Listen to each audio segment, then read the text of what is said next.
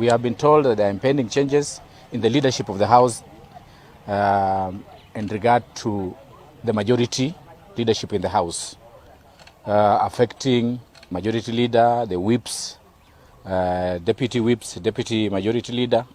We in the opposition as ANC, we are meeting as members of parliament next week on Tuesday to make a decision whether to support the changes or not support the changes.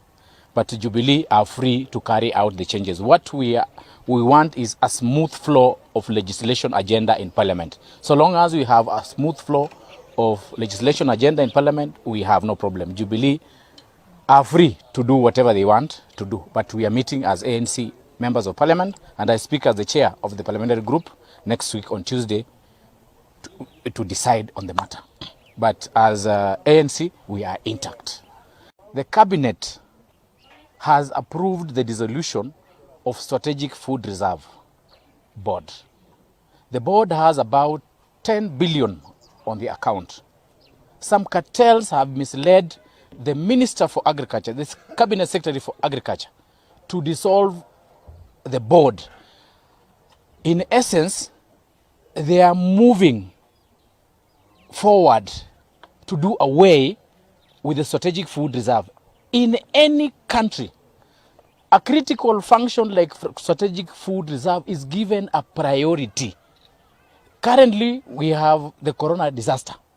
We have the flood disaster. People need food. If you interfere with the Strategic Food Reserve, what it means, you are subjecting Kenyans to a total hunger. I will ask the President of the Republic of Kenya, Uhuru Kenyatta, to intervene and ensure that the Strategic Food Reserve Board exists. It's not dissolved. They are transferring the function of the Strategic Food Reserve to a moribund parastatal called National Cereal and Produce Board. Strategic Food Reserve does not deal with only cereals. NCPB deals with maize, rice, beans, that is cereals. But Strategic Food Reserve deals with food, the entire food. Deals with sugar, deals with milk, deals with cereals. We need a strong Strategic Food Reserve. There is no country in the world that has no food strategic reserve. You are supposed to have either money, Parliament allocated 10 billion to Strategic Food Reserve, which is in the account now. You are supposed to have either the money on the account or food equivalent to that money any minute in case of any hunger or disaster. So what is happening? We are facing corona, we are facing floods, and they are dissolving a key institution like that.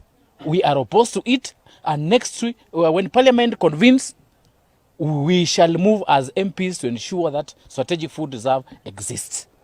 The issue of transferring the function of Strategic Food Reserve to NCPB, we know cartels want to bring in cheap maize from either Uganda, Congo, or Tanzania to profiteer on the 10 billion that is on the account of Strategic Food Reserve. The cabinet has said they have to dissolve that board and its function within the next 6 months. They go home. So the function should be handled by NCPB. NCPB is so weak. They are saying conflict of functions. Which conflict of functions? NCPB is supposed to buy maize and keep in the store, cereals and keep in the store on behalf of the Strategic Food Reserve. The board, Parliament will allocate money to the board. When they sell the maize, the money goes back to Food Strategic Reserve Board. So dissolving it, these are cartels. They want this money. They want to eat this money.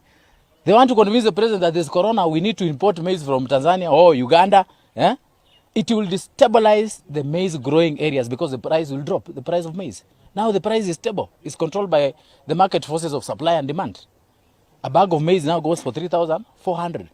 If we interfere with the Strategic Food Reserve Board, the price of maize will drop even to 2,000 bob. That should be handled by the DCI. We have institution to handle that. DCI is there, EACC is there.